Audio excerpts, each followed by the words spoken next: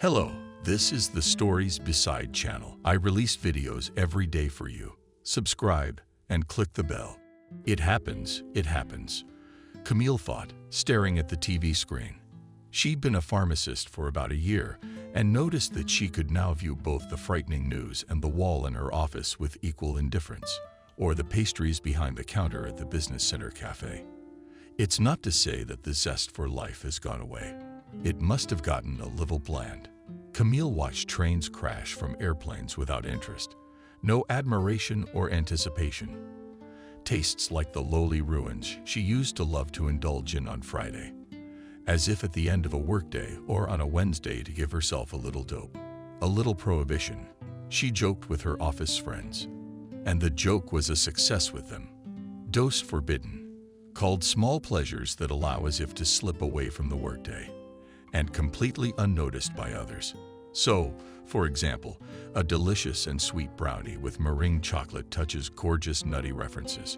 Chef Wendy, who worked at Cafe Delicious, the owner, made the interior in style with accents on anime cartoons and occasionally added recipes from those cartoons.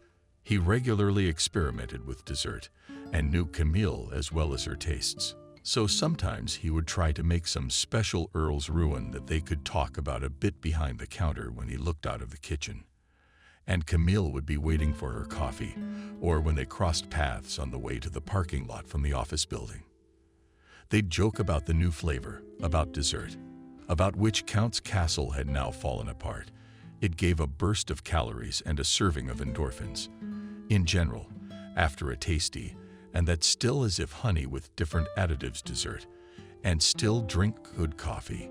The middle of the day ISO dull drudgery turned into the good news that more than half of the work is done. A nice evening out with girlfriends or with your spouse ahead. Cereal check or a book. A bunch of funny thoughts popped into my head. The dreary guys in the office were now not energized by NY, but looked funny. This secret way of escape helped to find freedom in the conditions of corporate everyday life from a working bee, which swarms in its honeycomb, extracting unknown honey, unknown to whom to turn into a proud Orly, which looks with a little snobbery and disdain from its height at the bustle of days. Camille and the unfaithful office girlfriends had a whole arsenal of such forbidden. One of them carried candy in her purse. Finland. Sure, some might say it's about working alcoholism, but the difference between the locksmith who bangs on a glass before work and at lunch and Camille and her girlfriends was clear and noticeable. That said, the point of prohibition was to use these methods fairly infrequently. The candy could lie in the bag. Emily for weeks, and only occasionally she have a boring meeting. She would shove her girlfriends to the side. At large meetings, when in a large conference hall, similar to a lecture hall, gathered all departments or mentally pushed to the side of herself.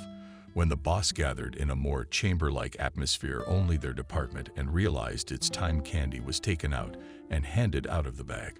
The chocolate shell was dispensed from hidden behind a sugar on caramel layer of a couple grams of fiery water, flowing over the surface of the tongue of intoxication. Such candies, of course, did not provide any more feeling or flavor.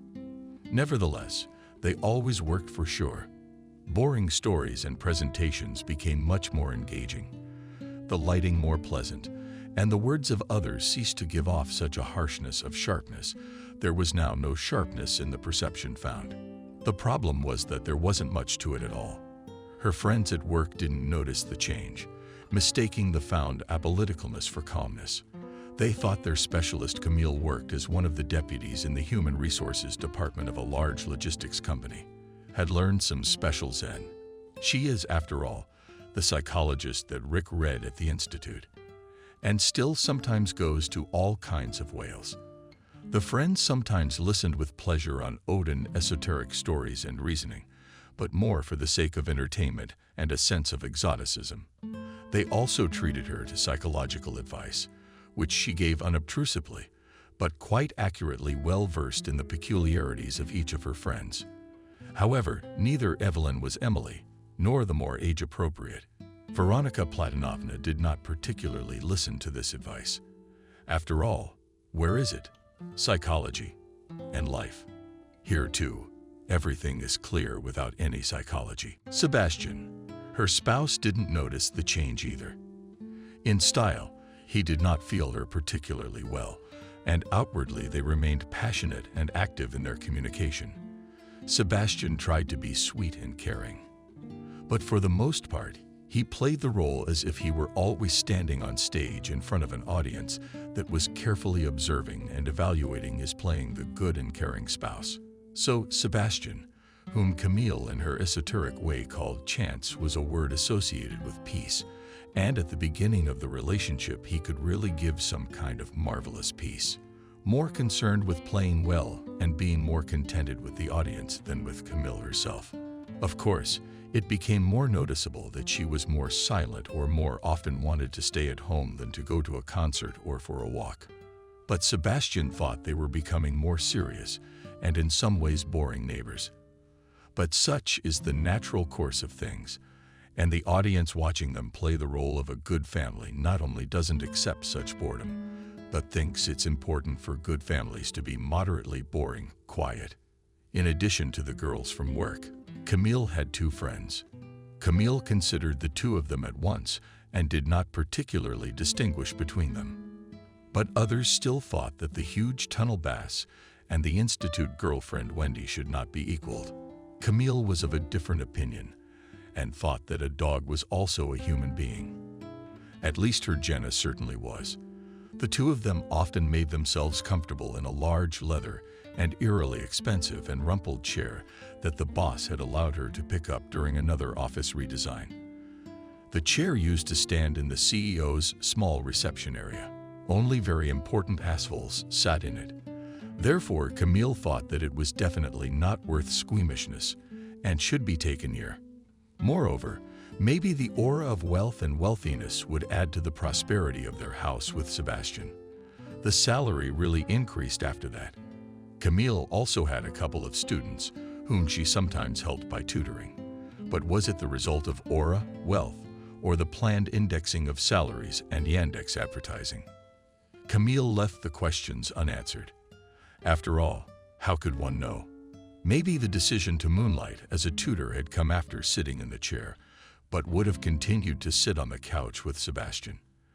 At most, she'd have thought of a new card with a check on it. Anyway, Camille and Jenna would often sit on that immense, giant-looking chair and stare out the TV or window. Nellie would lay Camille's head on her chest, and Mila would sing. Sometimes they would stare into each other's eyes for a long time. Camille would shift her gaze to the sky outside the window and catch the feeling of ultimate serenity. It also seemed that Jenna understood her well without words, and their conversation was at least as good as the pleasant chit-chat with Wendy's friends. And irregularly they even sat, probably lingering on Wendy in the narrow kitchen and drinking strong coffee, heavy and thoughtful conversation discussing the news and long philosophical musings. Wendy, unlike her found girlfriends at work, understood psychology, and out of the five she not only could keep the conversation on topic, but had something to say. Here's the thing. It may seem vulgar and primitive to you, of course. Wendy ran her fingers over her crumpet and a detached gaze contemplated the branching trees outside the window of her crusty apartment building. There is androgen, and the idea of a whole person of both sexes sort of is. As if there is, nodded the person sitting across from you, Camille, enjoying the inspiring rush of your coffee enthusiasm, inhaling the coffee and anticipating another deliciously funny conversation with her friend. In the communication of the sexes, which is also called at us decent young ladies intimate, harmony is kind of restored, and we create a goddess, that is, a perfect being. Right. Pistil mysticism, stamens bolts, and nuts, an elaborate harmony. I understand your irony. Wendy gave her friend a brief glance with a smile. But in essence, it's bolts and nuts. So right off the bat she sort of said what might seem vulgar. Kind of go on, as if to heed your speeches with all seriousness. Before the section, Camille amusingly raised a cup with 2 fingers and portrayed a concentrated look. Then the attention about taking out and taking out Wendui leisurely and majestically put her palm down on the table and said in such a solemn tone that both of them could hardly restrain themselves from laughing. However, they loved to bring each other humor to exalted moods, the joy of laughter, but at the same time to hold back and as long as possible do not go into a prolonged laughter. Okay, here's the scheme is such a scheme from sipped more coffee. Wendy slightly moved the cup to gesture more comfortably over the table. There are 7 basic checker. There definitely are, but there's also like a physical body, a case of saying little beyond that. Don't be shy, Camille said. But the bodies are different for aunts and uncles. And what do we see? Asked Wenduja. We see a table, but is it really there? Apparently, the Baltic screws, or rather, nuts, in general, convexly and convexly these. Now this is all a joke to you, of course, but look closely. There's the young, the hara, the lower chakra. What do we know that's convex? There's finally some understanding. That's right. And underneath, our bodies are convex and bulging. They both laughed and paused for a few minutes to catch their breath and to sip the sweet and strong coffee that sent shivers down the back of their necks. Wendui continued with this is what a hammer is. Chakra. That's right. The main chakra that conducts like energy, vitality the most basic and gross, survival itself. And who are the most defiant? Rats, cockroaches. No, men. That's a bit controversial. How about Africans or homeless people? Camille asked. The toughest living men, that's why they have a bulge. And we're right. What's higher? If you're talking about genitalia. Well, let's take the breasts theme even further. You won't be bored. It's a real pleasure and a bit of a thrill, said Camille.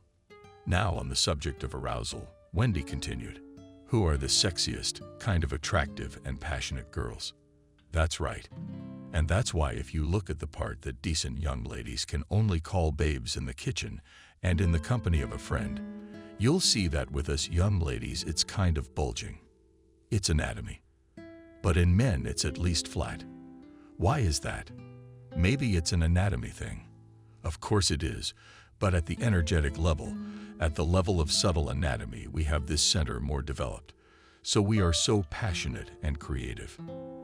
And men, well, how would you see a sexy male striptease or a dance in general? Jim Carrey and Masons know, but it's certainly Trump. Heh. But seriously, okay, let's go higher. Like higher, more and everywhere, we see this kind of connection. My stomach's got to go.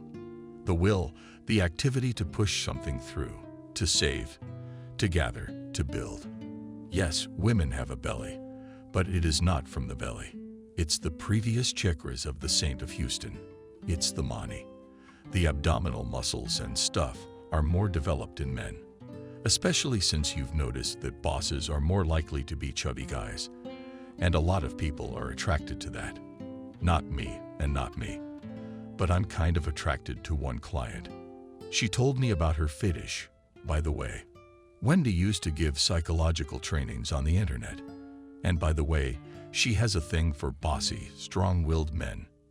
You know, the kind of, domestic comfort and stability. I'm just now realizing that. But as they say, it all adds up. Sherlock, your method never fails. You've unlocked the mystery of being through the convex stuff of a cavity. And to expand the matter seriously, said Wendy, listening to you with the utmost seriousness, replied Camille. So, moving higher and see that everything is correct, as they say in decent society. Flipboards. Obama, but hear about the exchange you kind of accurately said. Basically, the breasts are at the level of sheet hut. That's why we're so loving. We kind of have it right out there. I'm so drunk on coffee, it's kind of sticking out. Camille. Wendy looked Camille in the eye and put her hand on her palm. Camille tried to tease Wendy at the look with her own, as if even deeper and matter-of-factly loving, and both laughed. But men also have a kind of like. Camille kept nodding along to the chi-chai. Like I'm talking about the natural order. And in that order, we have it, and they don't. Why? Because we're more developed and we're so tender and loving.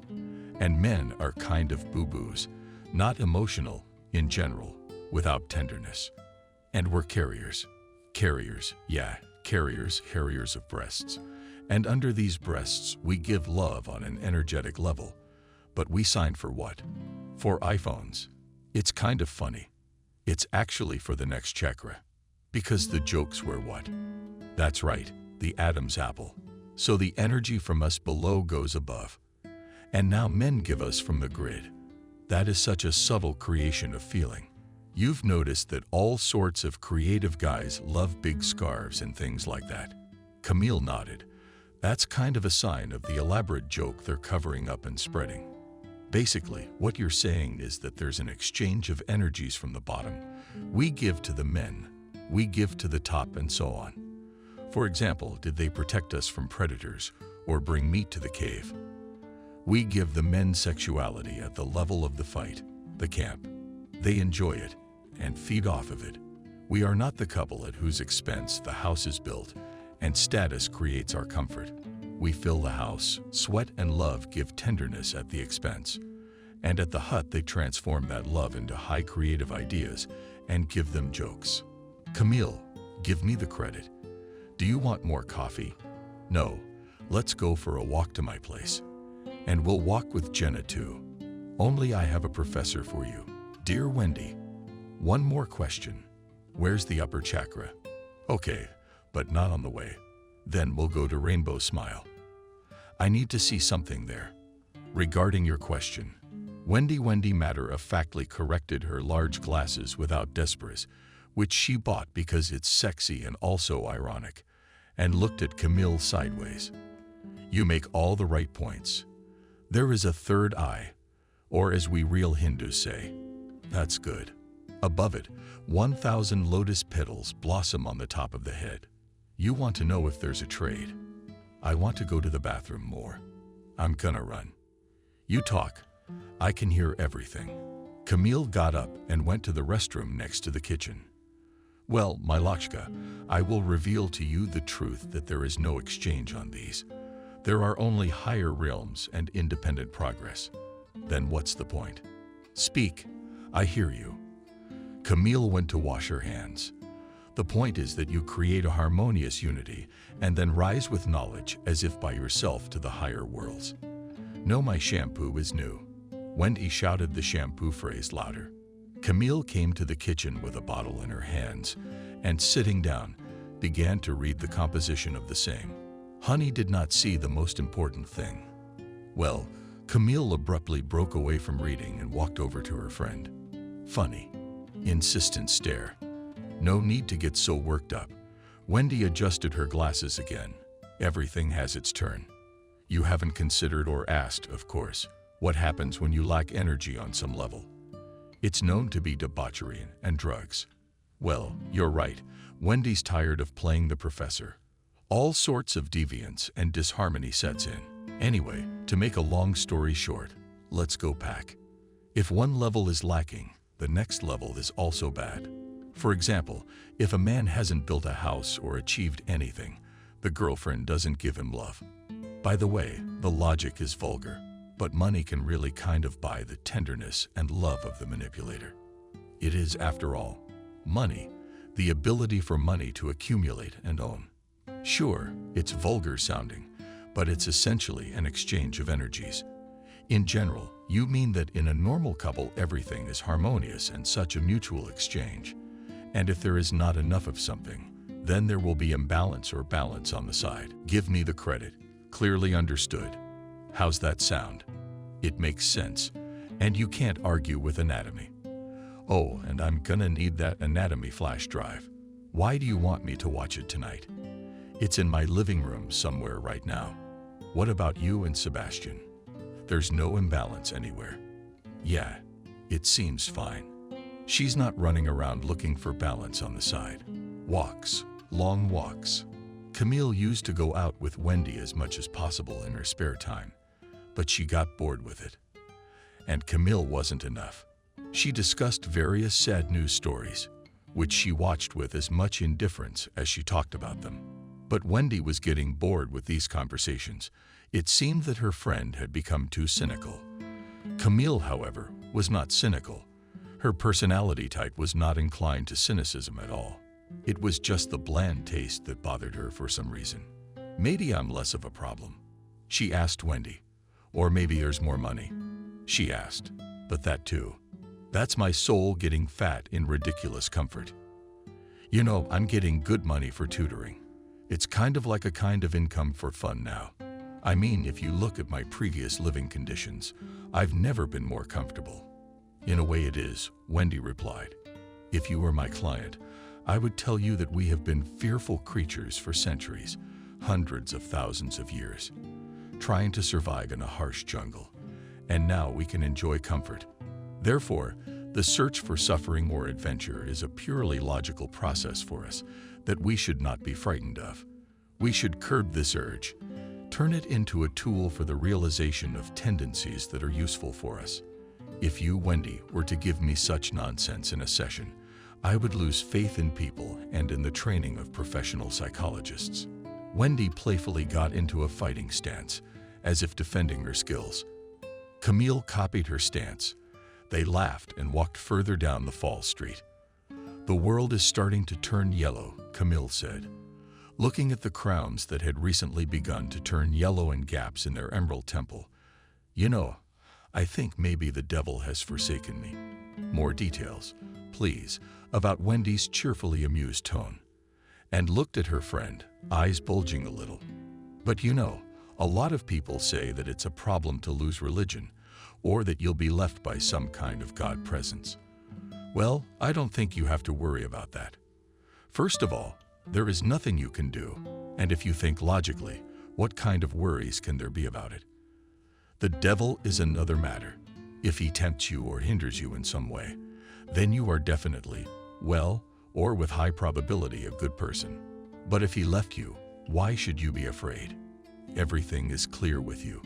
You don't need to be tempted. That's an interesting thought. Who did you read it from? Yes, I didn't read it myself. I'm thinking about problems, about their absence, about fat comfort, and strange hopelessness. I think maybe that's the problem. Yeah, girlfriend, you're not talking to a psychologist. You're talking to a theologian. Are you suggesting we go to church? They both looked at each other. Okay, I don't want to burden you. I'm gonna go talk to the German girl about soap operas. Maybe intellectual fast food makes your soul fatter, asked Wendy. Maybe the question is whether she can marry at all. The question is whether you remain attractive. The question is beside the point, replied Camille, since Sebastian can't reach me or see me there, as probably no one else can. Okay, bye. Bye, Sebastian. Hi. In the evening, Camille watched the show in the armchair with her, and she spent the week with Sebastian on her free days, so they didn't go out much. Except sometimes, they hung around the house and went to cafes to sit in the company of other people, to show their presence in the world. They often walked to the parking lot together and usually ate at home before work. Sebastian worked as a contractor in construction, and due to his malleable style had good orders and good income. In this field, a lot depends on government contracts. Everyone is tied to the budget in one way or another.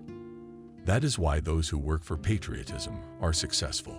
It is necessary to express loyalty to everything from thoughts, bosses, and decisions of large developers to news about new bills and the next successes in the geopolitical arena.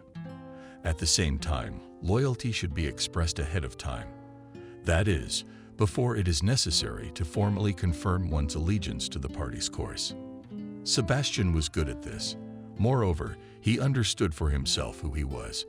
In the Soviet era, such a person would have been called a sycophant. But Sebastian was good at this dish called outer loyalty. He really knew how to play the good guy. In a way, being good at everything. And if you didn't really deal with his ideas, you couldn't mess with them.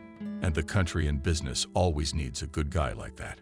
Sebastian was good at his estate, in fact, and it was because of his image that he was able to build a relationship with Camille. He understood Camille's psychology well and understood her instincts and impulses in many ways better than she did herself. He did not want to put things into words or think about them. Sebastian only sensed when to let Camille be frightened and then to calm her down. He knew in front of whom and in what situation to play the cool driver, and when to look at everyone with arrogance and squeamishness, as if external conditions did not concern him at all, and he was above mediocre experiences. Always he framed his reactions and behavior in a way that made him look winning. And this strategy had an effect. Of course, if you take apart all these techniques on paper, try to reflect on who Sebastian is, who he is.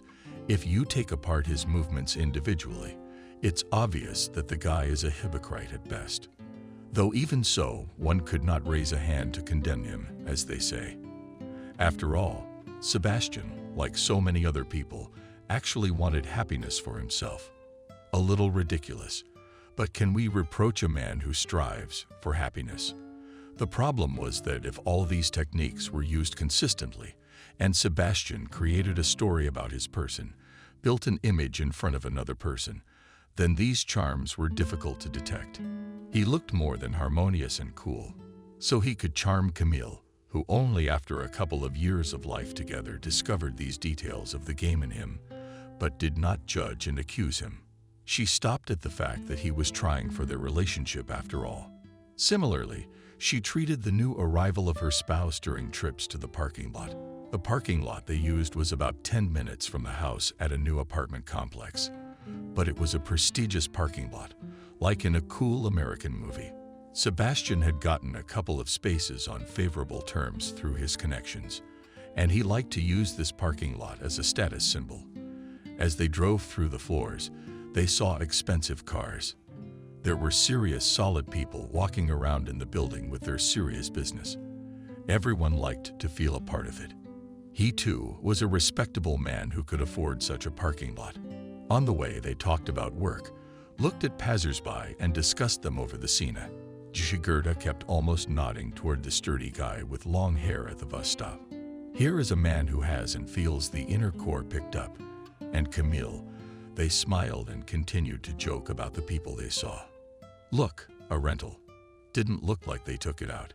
It's a drive-through, though. Sebastian nodded at the windows, having recently closed. U.S. Farms.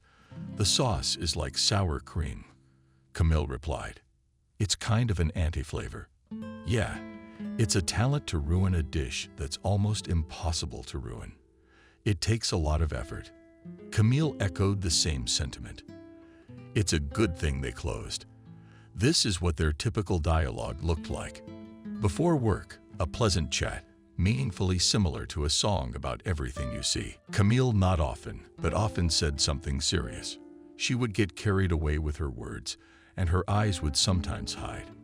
As in the first days of their acquaintance, Sebastian tried to look, and even be brutal and serious, but at the same time as if he were not a tense master of the situation.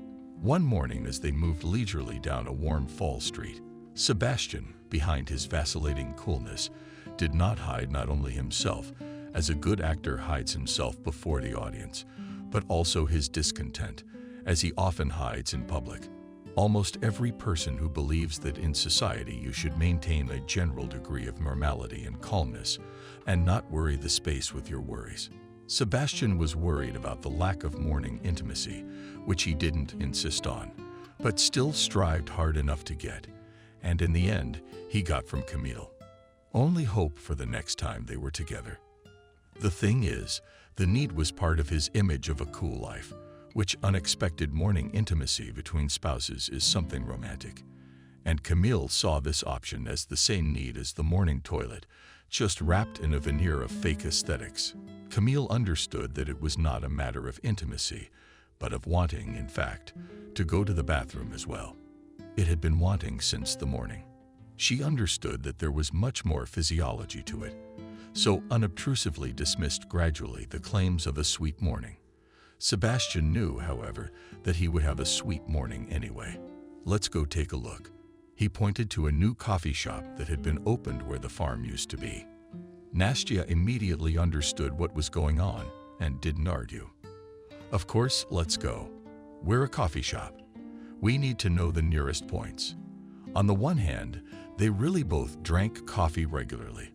On the other hand, they drank a cup of coffee in the morning, sometimes in coffee houses, and sometimes they took a strong cup of instant coffee with condensed milk. Before watching movies experientially, they found that the effect allowed them to go deeper into the movie, to relax their bodies almost completely, but still reflect on the picture. Did Camille often have coffee with Wendy or before the end of her shift at work with her friends? The coffee jolts, however, were clearly an exaggeration. Not to say that they couldn't do without these effects at all and were somehow addicted to coffee drinks.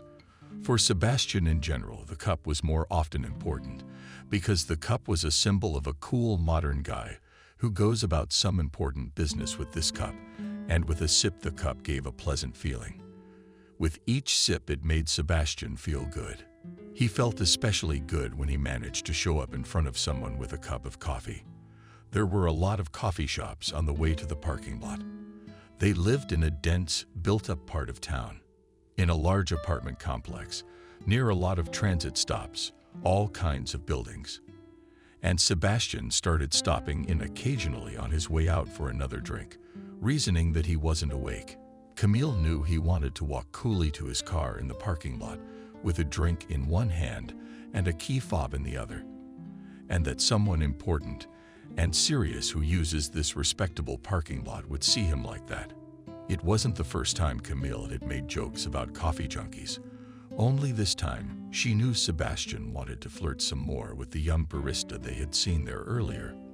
She knew that Sebastian wanted to prove to himself that basically he could pick anyone at all and give himself a sweet morning. He could, but he didn't really want to. At least he didn't take a croissant, Camille thought as they approached the parking lot. The thing is, Sebastian saw his ideal image not only walking with a cup of coffee, but also sitting down with a croissant. First of all, Sebastian liked to chew, and it seemed that the world becomes more pleasant when you chew something tasty on the go. Secondly, he thought it made the space more his own and himself more spontaneous. The ridiculous thing was that Sebastian was sort of unobtrusively adjusting to the situation, and he wasn't particularly hungry. He did, however, enjoy taking the croissant course past the security guard's booth in the parking lot. To see another customer stepping out of the elevator and nod a little taking a bite of his bun. Camille had long understood these movements of his inner world and outer behavior, but believed that if one wanted to make a man feel comfortable, why forbid it if it is happiness for him? She thought, why reshape it? It would be ridiculous to arrange a clarification of relations on this topic. The family budget allowed to go to the cafe in the morning, and in general everyone liked it. Should we be worried? Especially Sebastian himself could hardly admit to his little fetish. Probably for him, such a thing would be a serious problem as for an actor who was exposed on stage and now awaits some frightening unknown.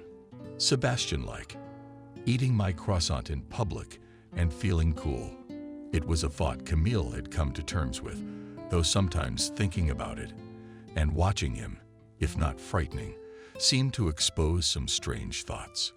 When Sebastian bit into his croissant at the perfect moment, for example, after a serious phrase he had said on the phone, and when he was noticed by another person, and Sebastian looked solid and businesslike, but at the same time as if he were his own guy with a bun. He looked, if he didn't bite the gentleman by the beard, he was definitely tugging at some sensitive part of the world that might be giving the average man some tasty and useful juice. Probably the teat of some peaceful world cow that nourishes all living things. But if one pressed a little on the bite, then with the milk would flow the blood of that cow.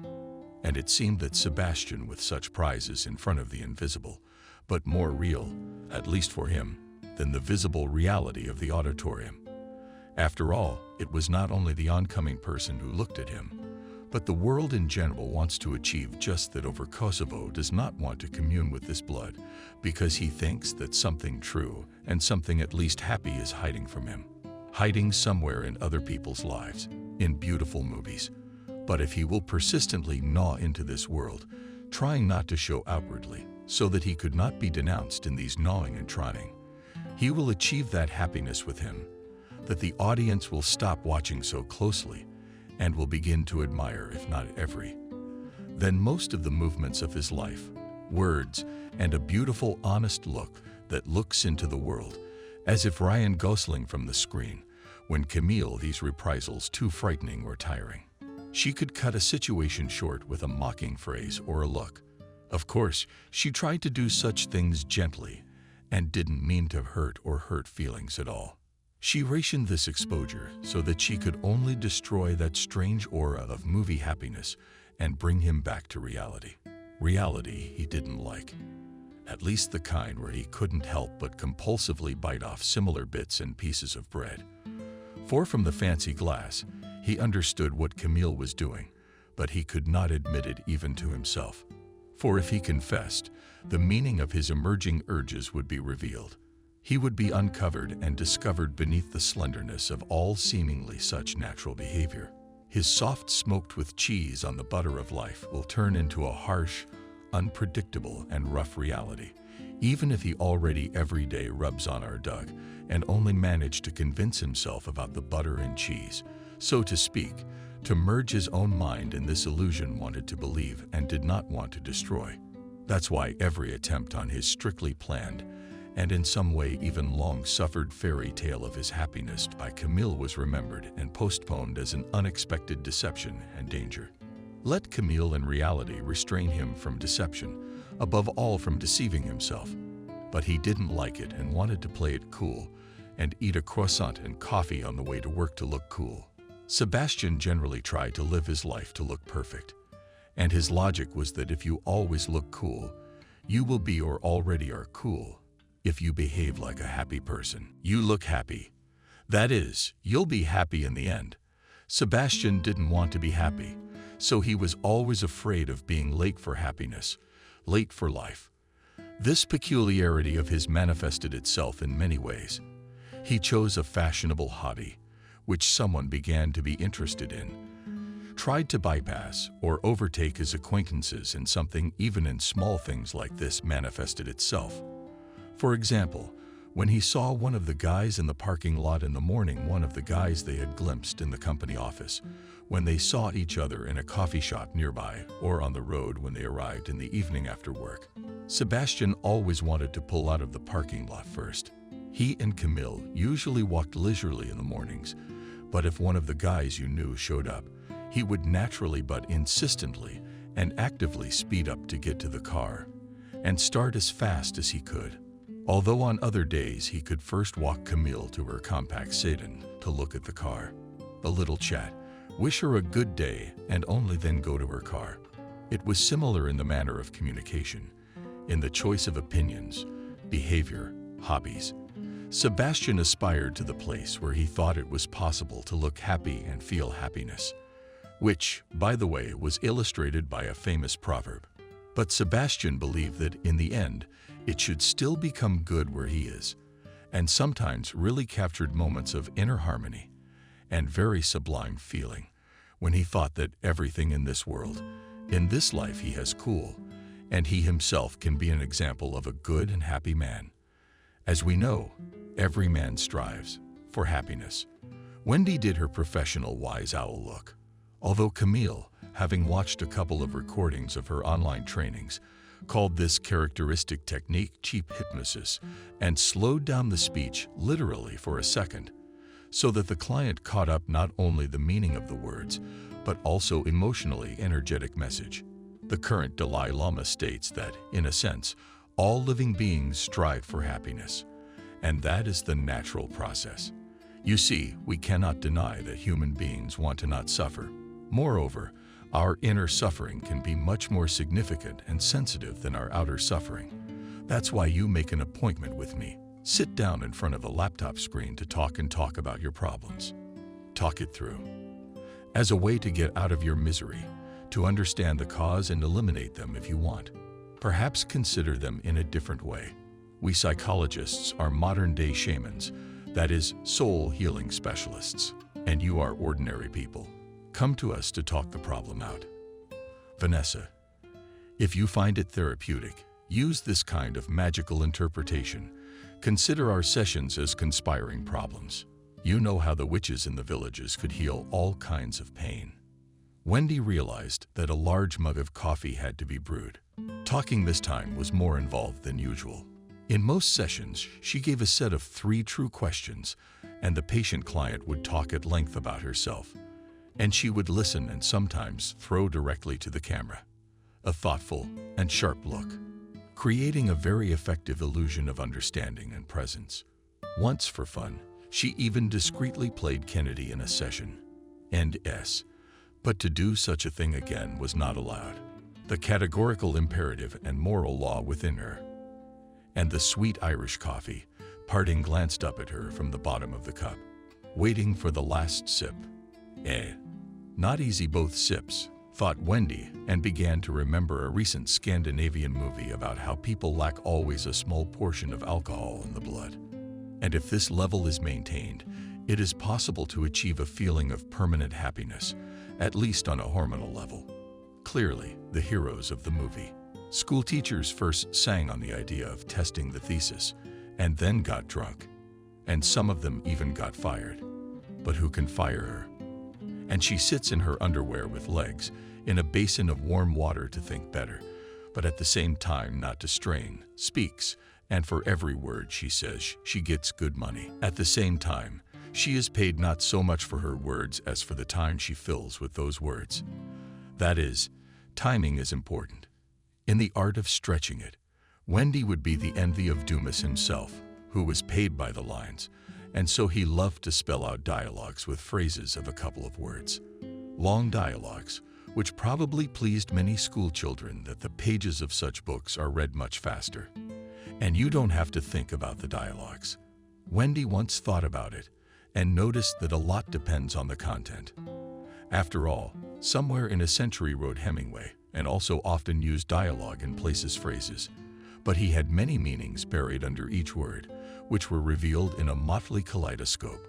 It was worth only the reader to look into these words under the phrases of Dumas were buried under the coins that he received for each line, and probably his own vanity of yet another smart guy who had managed, as they say, to screw the system. Wendy considered himself a faithful continuer of the Telesystem's traditions, and in some ways even saw his own person as a part of the privileged community, if not the chosen one. Wendy used quite legitimate therapeutic techniques, which corresponded to the methods of her work. Repeating the question once, asking her to describe feelings, and analyzing emotions. Nevertheless, in fact, a substantial part of the session may have consisted, for example, of a dream question. Do you think so? And a detailed response from the client, and a follow-up question. Now, do you really think so? To which Wendy would of course add a meaningful look. And if she realized that the client, as they say, does not particularly understand, could in combination with a look to take the soul of glasses and slightly shift them down, making as if a smart teacher's look from behind. Essentially, real and honed. Wendy's professional skills consisted of being able to pinpoint exactly who she was with. Such a technique was possible to use. And for whom should it be used? Only a deep and thoughtful gaze, which was required while being really diligent in filling it with emotion, sincerity, and empathy. Analyzing emotions was one of the respected methods for Wendy, being not only a woman, but also a very popular and experienced commercial psychologist, knew that women were happy, indeed, especially in confidence, to talk about their own feelings. Not all of them, but of her clients and in general of those who use the services of psychologists, almost all of them. So there was always an opportunity to turn the session into a mixture of therapeutic meditation combined with the use of psychotherapeutic techniques. Wendy would set clear tasks, for example, to talk about the colors of the emotions the client was experiencing. After that, she could tell a little esoteric detail about thought forms and the presence of each thought-emotion bundle.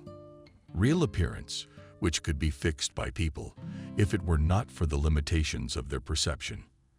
After that, it was possible to ask a lot of repeated questions about emotions, work through feelings colored in different colors, and much more.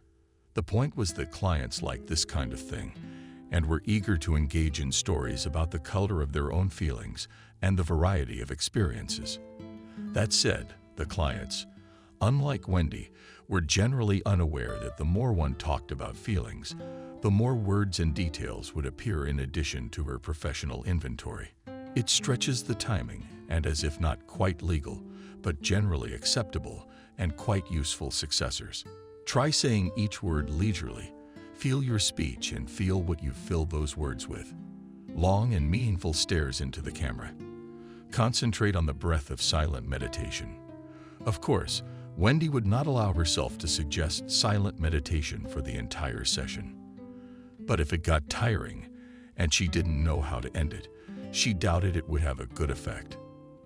At the end of the session, she offered to meditate on what had been said and portrayed full inclusion in the process. Outwardly, this inclusion was expressed by sitting with closed eyes and wrinkled eyebrows in front of the camera. Although she had acquaintances who were already putting together online meditation groups and practicing for at least an hour at a time, collecting a good income, some objected that scolding such gatherings was not the point, and the point is to be present and silently concentrate.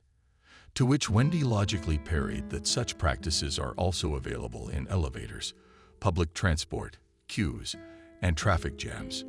And unbeknownst to her, perhaps the company of much more conscious citizens will be nearby, and the effect of silent concentration, accordingly, should be of higher quality.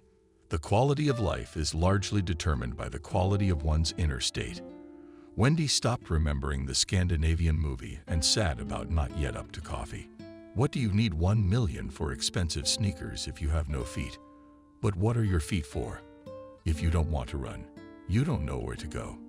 If you're confused, what do you use the tastier food for? If you are annoyed about nothing, will you enjoy the attention of a beau? If you are rubbing ridiculous reproaches out of yourself, Wendy knew there were still about 10 minutes left. During her sessions, she purposely didn't look at the time so that she could be fully engaged in the integrity of the process and not be distracted, and set a timer to report back. But the problem Vanessa, a sales rep from Ugra, was not presenting a problem. How to solve it? At the same time, Vanessa was a valued customer from all sides, a wealthy and status provincial who was good at her job. But from the field of psychology, she knew only the TV series Deceive Me, which she did not watch, preferring popular comedies or series about brave special forces or something similar.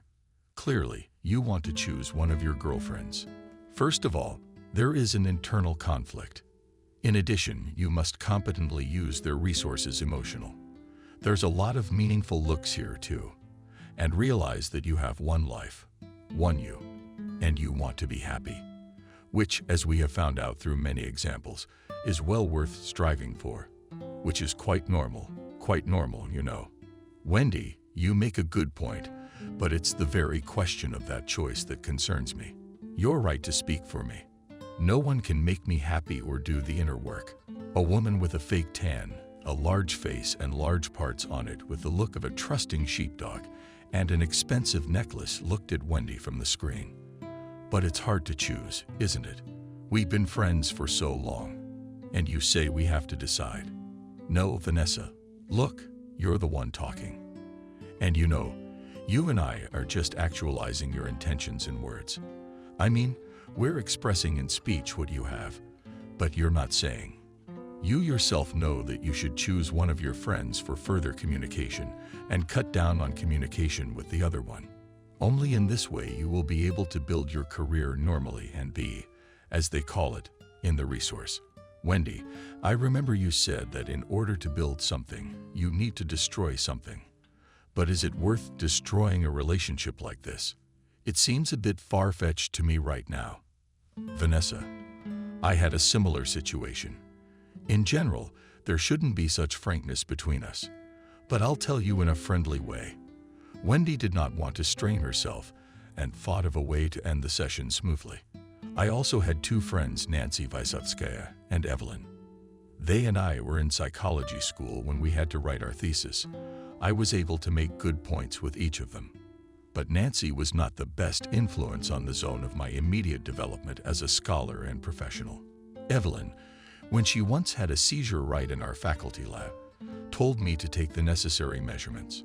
I was writing a paper on psychophysiological traits at the time, and I had to go to hospitals to take these measurements for my thesis. What was difficult? Evelyn thought first of all not about herself, but about me.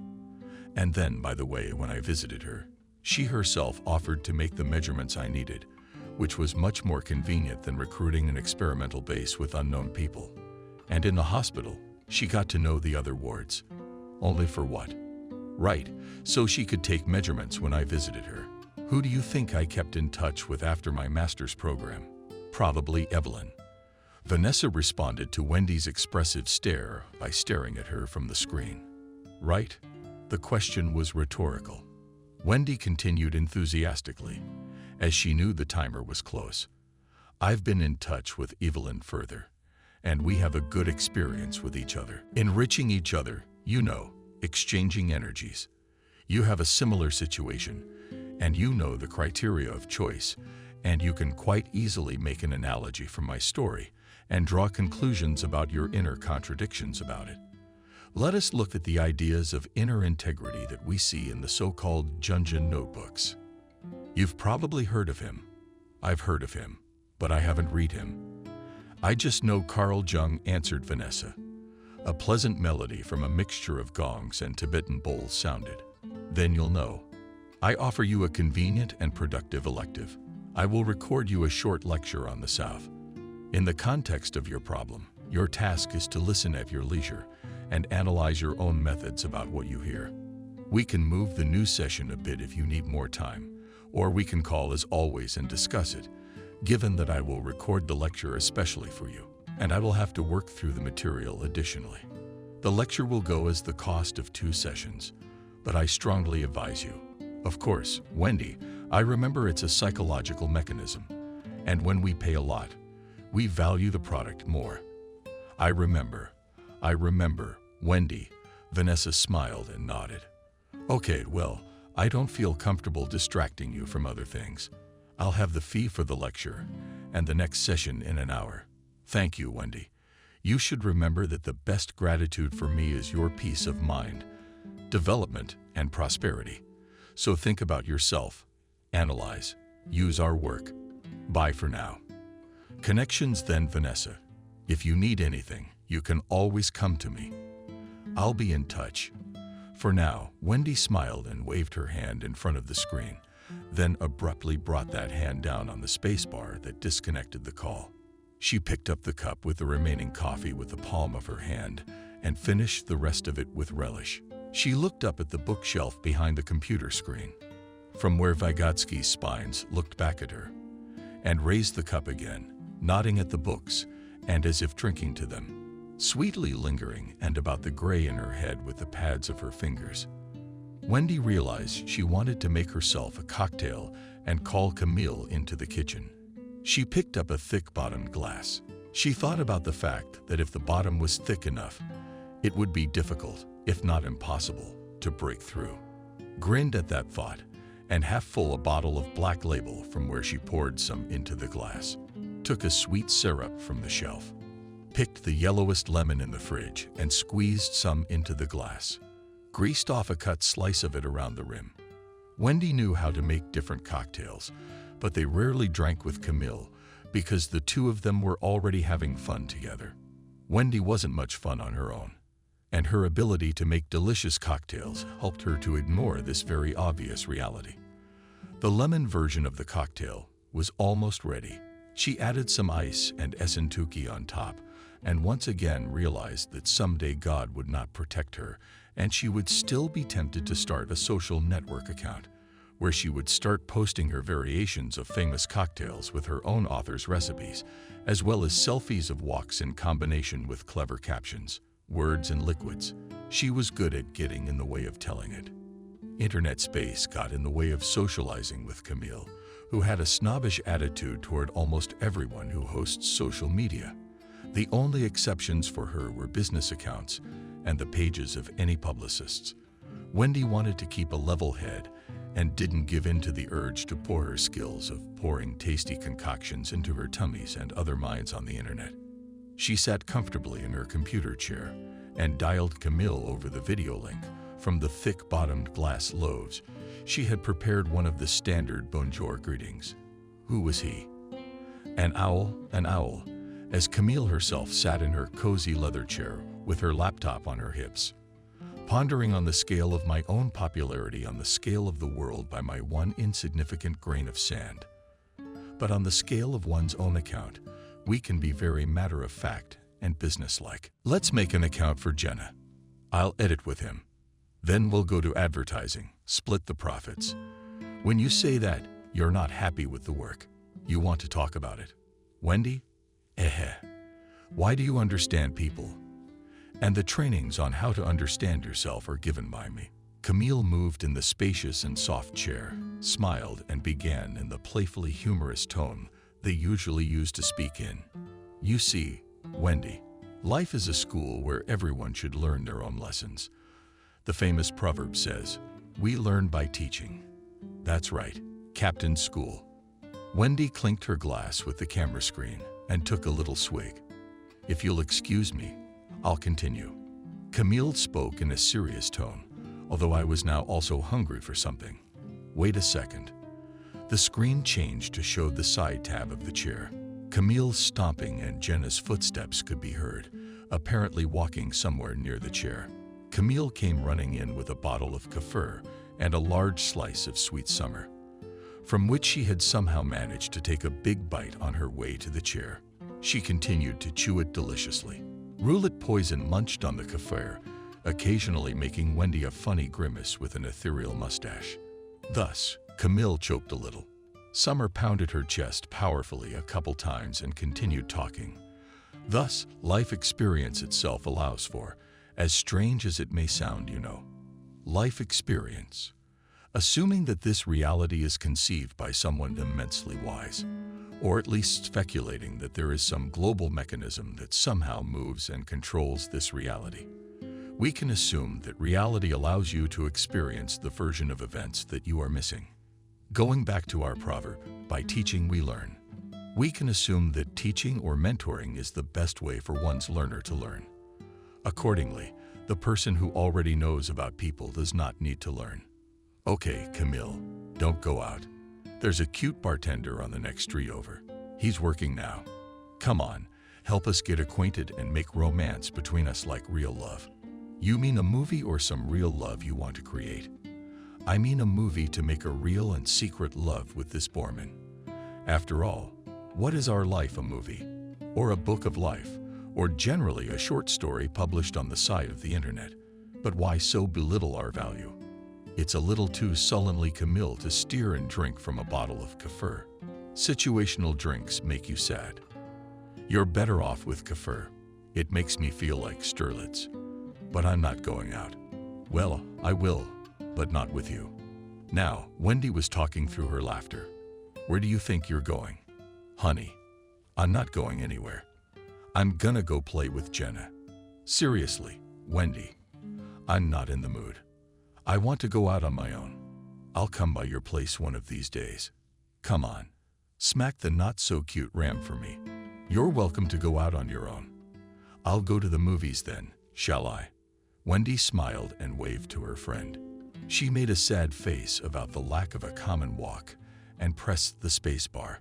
A desktop appeared in front of her with a screensaver of cartoon meditates and capillaries. The indicator light on the camera went out. Camille closed the laptop and moved in her chair, shifting her hips. Wendy was on the phone.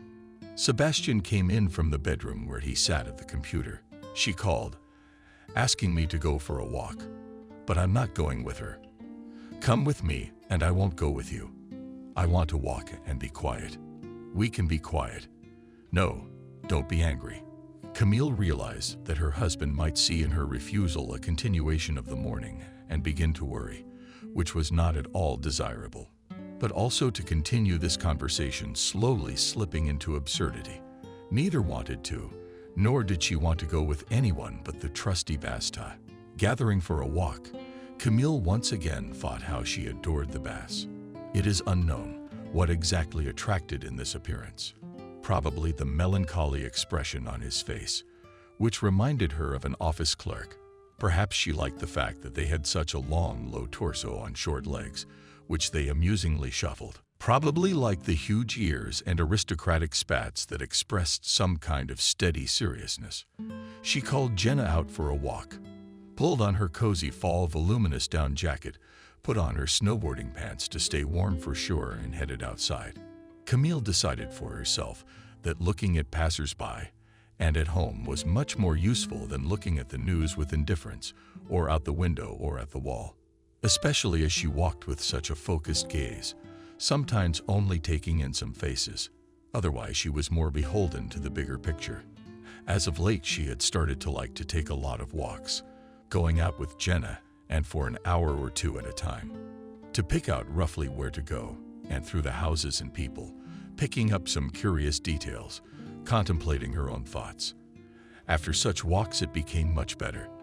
There was less apathy, and the world seemed less monotonous and confined only to work and her relationship with Sebastian and her friends. Most of all, she liked to invent neighborhoods made up of paneled houses around evening, when the bulk of the residents had just arrived at their dwellings or were already settling in for dinner. It was getting dark outside, and the houses were warm, with a pleasant light and the feeling that people had come in after work and were now sitting with their loved ones, eating warm food, drinking warm drinks, talking about something pleasant. Camille looked into these windows from the street and thought about hundreds of different lives and destinies, the peculiarities of these people, and how strange it is that they live so close to each other with their very different lives. But in the evenings, almost every apartment is filled with warm light, which can be felt in the cool autumn street. At the same time, the succession of windows always seemed sad. More precisely, there was a feeling that is commonly called light sadness. There was something pleasant and reassuring about these paneled houses and their windows, but there was also something dreary, sometimes unbearably dreary. Camille literally burst into tears as she immersed herself in these feelings. She thought that these high-rises were full of some unbearable lyricism, more poignant than the lines of the most sensitive poets. Maybe, she thought, it's some kind of sum total of all experiences. These houses have their own tragedies, their own sadness. Someone died in them, and others were sad about it. Someone broke up and quarreled, and then they were sad too. Some were probably mad or deeply mistaken, and the whole world was sad about it. But there were also joys and amazing insights. Many people always came to their homes every day to be near their loved ones again. There were many people who loved each other and, if possible, all other people. Maybe that's what makes up some of the sum total. And so there is a mixture of joy and sadness, and there's such a shared flavor of human life, such a light sadness. Can poets do anything useful at all? If it's enough to walk around and look at the windows lit from within, they can try to broadcast that feeling. To make us, for example, Camille pondered sadly as she continued to wander the window-lit streets. But it's only about imitating something. Sometimes it's about the goods that are going to be sold to us, and that's where I can understand the deal. For example, I've beaten the head of the department, but I'm a workaholic, and always in reserve about the work of deputies, because of course not everyone is as smart as me. And I also go to all sorts of boring seminars, and I don't have time to go and stare at faces in windows. And someone offers me such an emotional commodity. Not directly, of course, offers, but it is clear to me that I buy a subscription on a book or serial site and start reading or watching a melodrama, because I know that the end of a melodrama is always tragic, and I want to feel the sadness of empathizing with the characters as well. But in essence, what am I doing? I'm kind of giving into these emotions. Or with that one, she turned to herself. And indeed, she stood in the middle of the street, thought, looked at the week, and walked slowly again. After all, when I look out of the windows, I too eat something, or what? I eat something too. No, I guess not really. You can't eat a beautiful landscape. How do you feel about it? That's not my attitude. I walk and look, and even perhaps I try not to disturb this harmony, not to touch it even with a glance, and even less to dig into it. But art that is for sale is eaten in a sense. It is a product that can be bought and sold.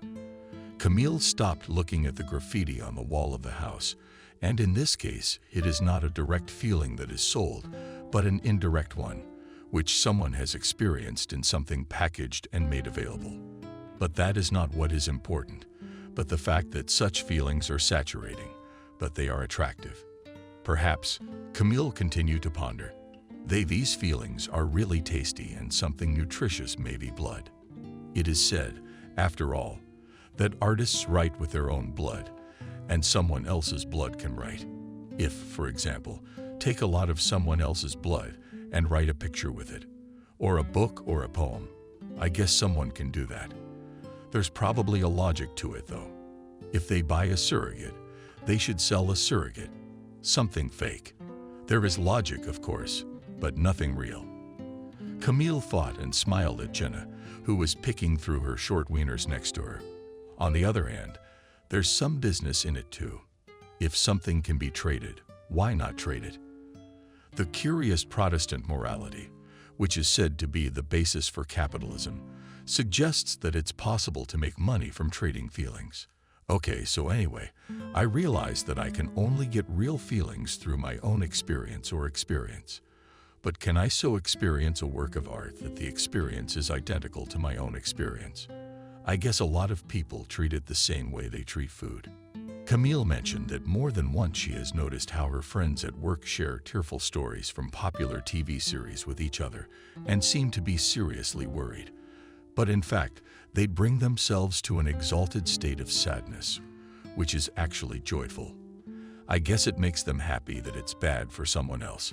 Just like horror movies a lot of people like to watch, because there's an opportunity to get the fear while staying perfectly safe when you seem to be threatened by something, but also not threatened. Is all art, then, a sham, or is there something worthwhile? Why even look for real art and think about it? If here, there is a succession of houses saturated with different stories and feelings literally imbued with the very real. Wait though, thought Camille. What if the people in these houses stop being real, as if they stop feeling or start feeling not as they want and as they understand, but as it is considered necessary? What then is the nourishment of such houses? What light would come from their windows? Sometimes it barred new neighborhoods of apartment complexes, of prettier looking and more varied houses. Here too, there was occasional warmth from the windows, but something was wrong. Although Camille realized that in principle the inhabitants of panel houses and new apartment complexes were not particularly different, and the composition was roughly similar, except for some minor changes. These new houses seemed different to her. Maybe they had not yet accumulated the sum of experiences like the old houses. Nadia didn't like the high basements, which were given over to commercial space, and there were mostly liquor stores, bars, and beauty parlors. It was as if a new world was being built on this foundation, and everything seemed to be done to deceive themselves and each other. Bars to drown out the sight of grim reality, salons to hide themselves behind outward attractiveness. She saw the contented and well-dressed people who went out in the evenings to walk in the courtyards of their apartment complexes. She saw how satisfied they were with this comfortable and pleasant Watson. But the contentment seemed artificial, like Sebastian's behavior sometimes. You know, in general, I think I could use some other kind of work, but in the sense of earning money. Wendy hobbled from a tall living room glass, in which bubble and colorful liquid. For example, do you go to the store? Sebastian and I do more delivery. Every week, we sit down at the computer in our robes in the morning. It's actually more enjoyable than shopping and less impulse buying. Yeah, it's all incredibly interesting. Wendy made an establishing gesture with her hand and went on to say, but wouldn't you specifically want to save money? I don't specifically want to save money. Camille shifted in her chair to hold the laptop more comfortably, and with his other hand to stroke Natalia, lying next to him on the sofa. I have more time to spend worrying about all this, especially now that I'm earning a decent wage. Aren't you tired of it? When we took turns cooking lunches in the master's program and carrying them to the institute, I have a carefree financial fatness now, and I like not looking at prices. It feels good.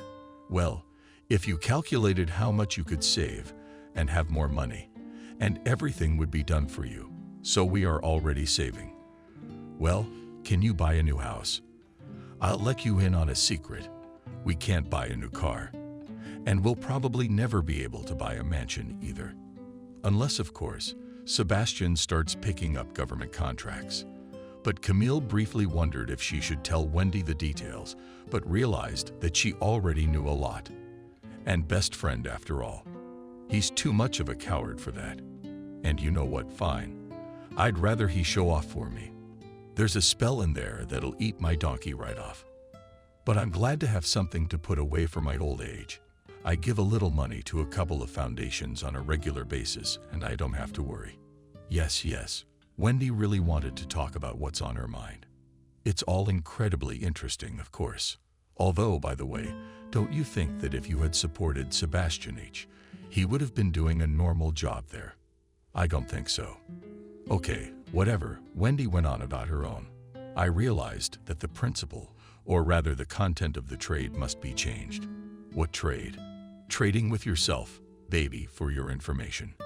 I sell my face professionally, figuratively speaking. But that's the point. By the way, maybe I should put it a little more crudely, but that's not how decent ladies talk. That's right, you shouldn't. Camille smiled. Anyway, said Wendy amusedly, you've heard of joint shopping, but you've heard of it. Well, you're a genius and a certified psychologist, of course. But can that detail be an impediment to genius? Camille, you're laughing, but I've thought of everything, and I've even come up with a brand. Aggregates. Co-branding is kind of Soviet strawberry. Come on. Wendy continued laughing. Did everyone laugh at Andy Warhol, or who was ridiculed? Somebody was definitely ridiculed. That's right. I'm just saying that anyone can hurt an artist, and I'm going to work hard for you poor people, so you can buy a mansion with a barbecue area. Genius, altruist, whatever. And why should I be blessed with such a blessing as our communication? Smiled Camille, quickly presented the laptop to change the folded on the Turkish who did not have a leg. Anyway, look, I learned that this topic is very popular. Moreover, I did the math, and they're really profitable and convenient. Bought a large batch, well, let's say, millet, and distributed small. I see. Do you want to become a store? On the contrary, not a store. In a store, there are a lot of middlemen and capitalism. Mine is, more precisely, in these general purchases. The product of labor is immediately delivered to the consumer of this product. And there is a lot of logic in this and little markup. It is clear, of course, I take a part of it for myself. Well, of course, how could you not? Yes, Wendy smiled and threw a cocktail. Not without it. I saw that the main problem they have is that they have no one to gather people and tell them how great it is to buy and save money all at once. I know how to tell people things and motivate them. The nation thought I was doing a lot of good with my money. You probably bring in clients. Well, let's be serious. I mostly do it for myself with what I make. Helping psychologically is probably more effective. And it's not, shall we say, my calling. I do what I know how to do, but this skill doesn't really connect with the real essence of a psychologist's work. So I think, if it doesn't matter what I trade, maybe I should do something useful. What is everyday happiness? When there is good food in the house, or okay, here you start unhappiness, but everyday comfort, some kind of coziness. But a lot of things depend on food, right? Of course, food, water, and nice words. The three jewels, what there is in the world. And fools think gems are jewels. That's what I'm saying. And here I am, helping you buy food and water cheaply. And I say nice things, and I canvass everybody. And everyone's happy and satisfied, and with money. And I'm the director of the Oscar brand. I'd like to thank my friend Camille, who always believed in me. Wendy took the long glass with both hands like a statue. Oscar, An award for some great achievement, like solving the food problem in the country. Just ours. Or are you gonna extend that to Africa too? Very funny. Thanks for keeping my dreams alive. No, I think maybe it's okay. You do realize it's a little funny. You've got a name, you've got experience, you've got a PhD that's still being cited in publications, and you want to sell millet now. That's not what the profession is about. It's about organization and communication. Director of clinics and companies is not a toilet. What does millet have to do with it? I generally say that more primitive occupation, nothing primitive, on the contrary, useful. Here you are also, by the way, certified personnel service, and the essential amount of work, to see if the hires start stealing from the warehouses. Okay, Wendy, you're getting personal. This isn't an argument or a sport, so you don't have to prove anything. If you think you should pursue it, you have my support. Speaking of stealing from warehouses, we've got a little thing going on here. Camille started talking about the job. They talked for about half an hour. She told me that Sebastian was going away for at least a few days on family business. His mother was ill, and he had long forgotten to visit her. Sebastian came to the metropolis from the province where his parents stayed. And after he got together with Camille, he hardly ever went to his place. Only his parents came to visit a few times on vacation. So he wanted to spend time with his mother. All the more reason to do so. There are few projects at work that can be handled online. His assistants could handle the rest. Money was okay, too, so Sebastian could take a vacation. Camille didn't connect his departure with the fact that they had some kind of misunderstanding. In fact, given her long apolitical state, she didn't feel any tension. Sebastian walked to the parking lot alone. Camille had left for work early, and he was packing his bags and sitting at his computer. He left the house close to noon and went in for coffee and croissants. Talked to a young barista about the supply of coffee from various countries, joked about Copy Dude, and modern mass culture told about the fact that the original Copy Dude was invented by American marketers who were asked to do something about unprofitable Indonesian plantations, where most of the beans were eaten by small animals in garbage. Joked about the fact that the marketers who came up with the legendary advertising move were able to buy themselves a Mustang. And not only for the rhyme, taking from the Mustang, and himself laughed about it at once. Before the made enjoyment of the characters of the advertisement to sing the first sip of cappuccino with syrup right behind the counter in front of the barista. Sebastian walked leisurely down the small street that led to the multi-story Angara parking lot that stood close to the even taller new houses and the luxury apartment complex to which the parking lot belonged. On the way, he saw one of the parking lot guys he had glimpsed, said hello. Remaining focused, the seriousness of a general pondering the recent reports from the fronts, a little really talked about common knowledge news, nourishingly biting off a croissant between phrases and any from a glass, on and barista for laughs, actually for the sake of the fans. And then Sebastian, really, as if by the way, stuffed a piece of paper into a jar on the counter, put in a large quantity of small contraptions and gloves with a bell that were from some kind of toy set. Did you get something? I stopped going to the gym. The boy asked Sebastian. They lived nearby and used to go to the nearest fitness center. Also saw him and Camille. Yeah, always seemed to be like that, Sebastian replied, glancing at his torso, which did tighten his shirt a bit when walking. Come on, don't stress yourself out, said the guy, indicating with a motion of his hand, his stomach. I understand it's a ball of nerves. Sebastian didn't understand the reference to popular Soviet movies and didn't really think about references and humor because he was serious and grown up. I got a lump of nerves here. Sebastian looked at the guy with complete seriousness, raised his hand, and pointed to his head. Okay, I see. The guy walked beside him for a bit, nodded to Sebastian, and walked further faster towards the parking lot entrance, leaving the serious Sebastian behind. A leisurely stroll. Camille hadn't called Wendy for a couple days. She hadn't called either. And Camille thought she might have a lot of clients, boards, a cute bartender. Or was she actually immersed in building her own brand, co-branding, co-shopping. Either way, Camille was going to stop by her place the other day. She went to work and in the evenings walked with Jenna, looking into people's eyes and into the windows of houses, thinking about the warmth in the houses she lived in from the fall wind, and watched how under the world unclothed and warm passers-by. Camille herself preferred to dress according to the principle of cabbage, that is, to use many different layers of clothing in such weather, so that really do not freeze in themselves. Recently, she had become known as a tragic cabbage when she was dressed like that. Although after her walk she felt a little better and was more of a joyful cabbage than a tragic cabbage. Walking through the poor streets, she bravely met gusts of wind.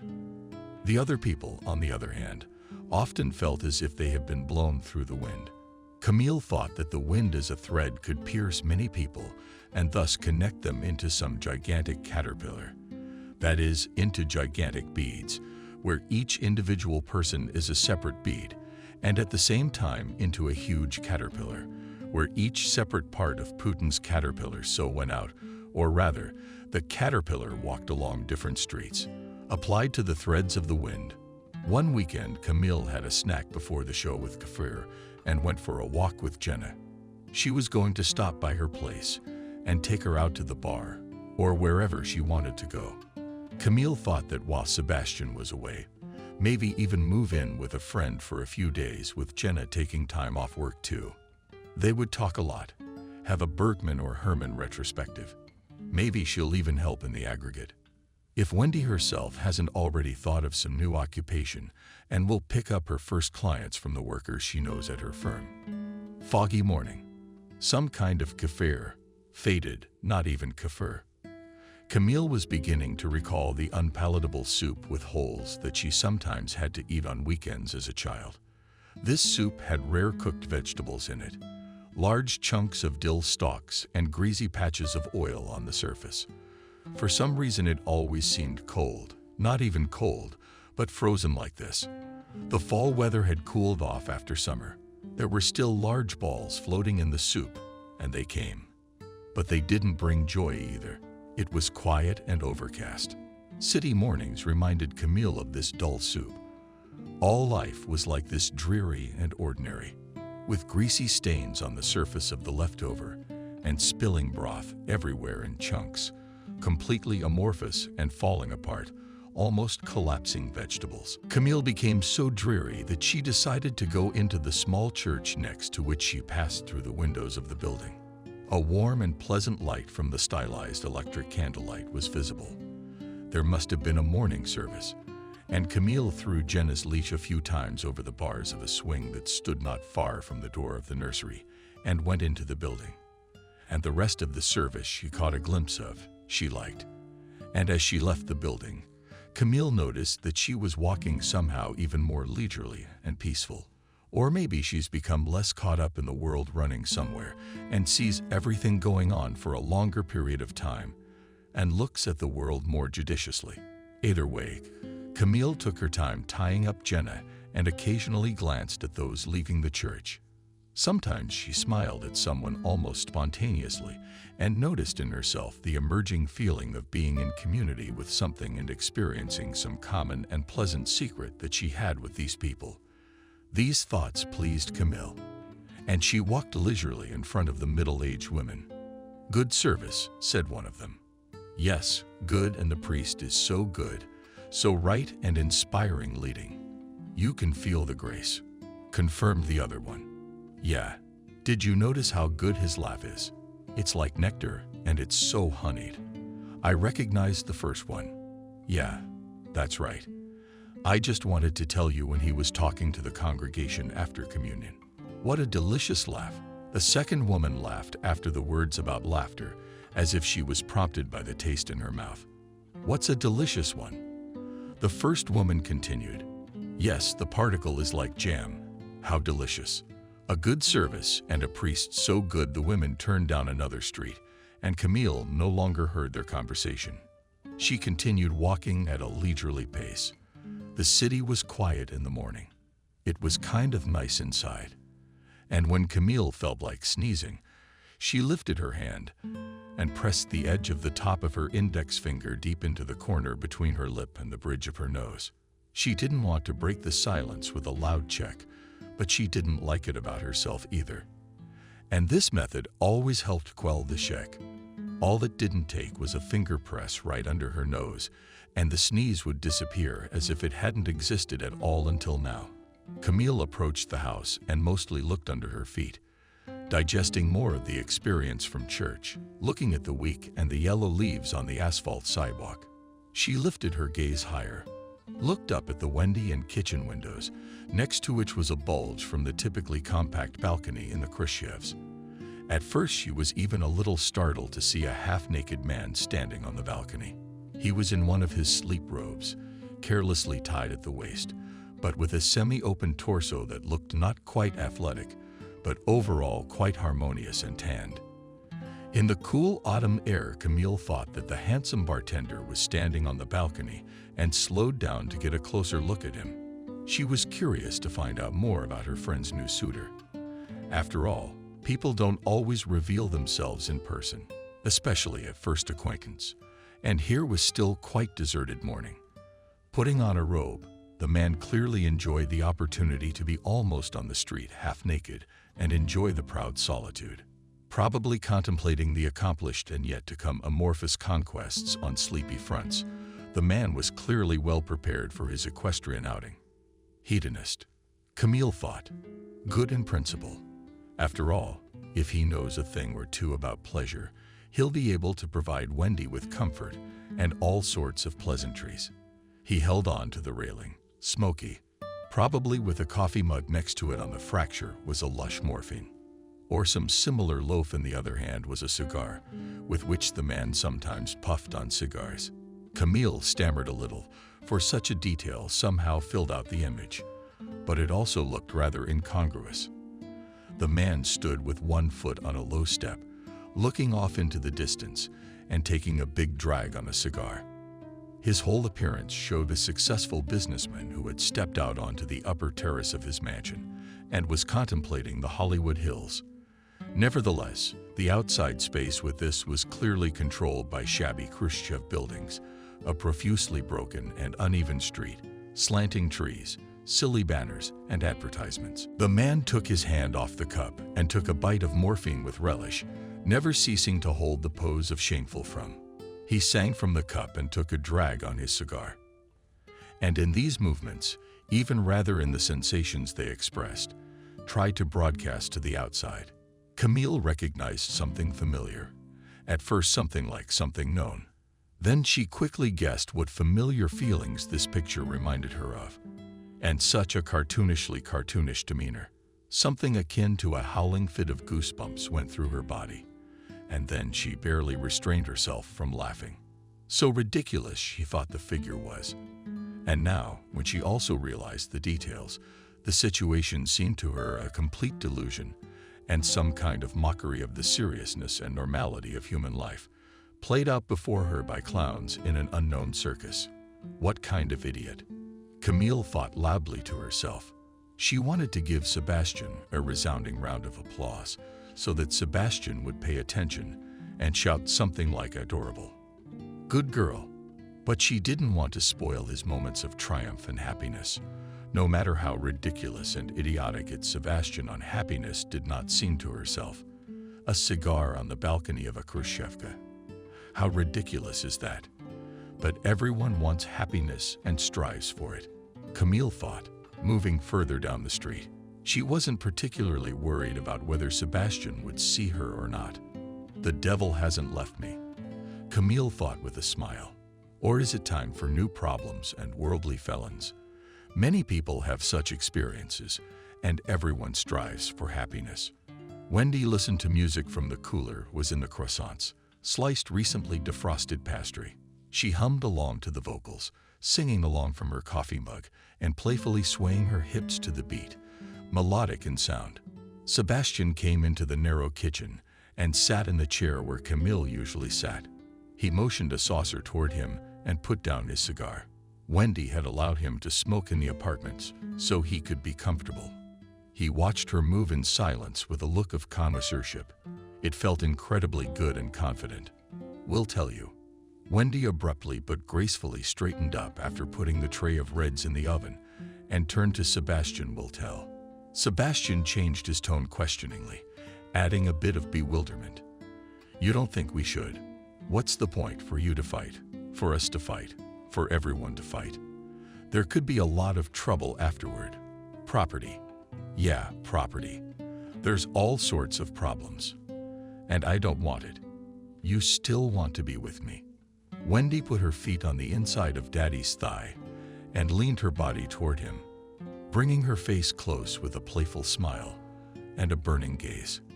With you. Yes, Sebastian tried to look serious and judicious, but his voice still trembled a little. It was obvious that he was getting excited and yet enjoying the attention from Wendy. We don't need to tell you. We can do that, can't we? I guess we can. Not much difference to me. And anyway, if you look at it that way, it's good that my friend and I share the same hobbies and tastes. Right? Maybe someday you can talk to her and we can work things out. I'm not claiming anything. You know, I'm not one for the details of everyday life and family life. But if we're good with each other and bring each other joy, why not? Sebastian kissed Wendy's exposed thigh and took a sip from his cup. She sat down on his leg, and they both stared out the warm window of the oven where the good stuff was written down. Wendy put one arm around him.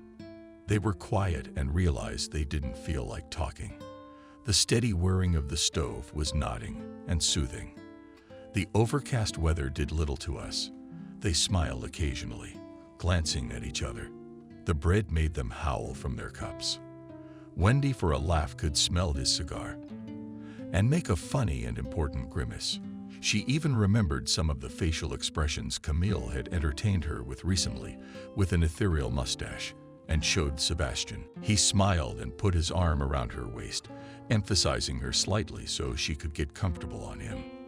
The measured time stretched on, and they seemed to be frozen in some kind of timelessness and serenity. That must be what happy moments looked like. Sebastian somehow no longer felt the tension that was often present in his mind about having to prove something, to show something, unbeknownst to him, to the audience. Now, even though he was aware that he was someone who was behaving immorally, he somehow felt himself acting. Rightly, he felt that it was the right thing to do.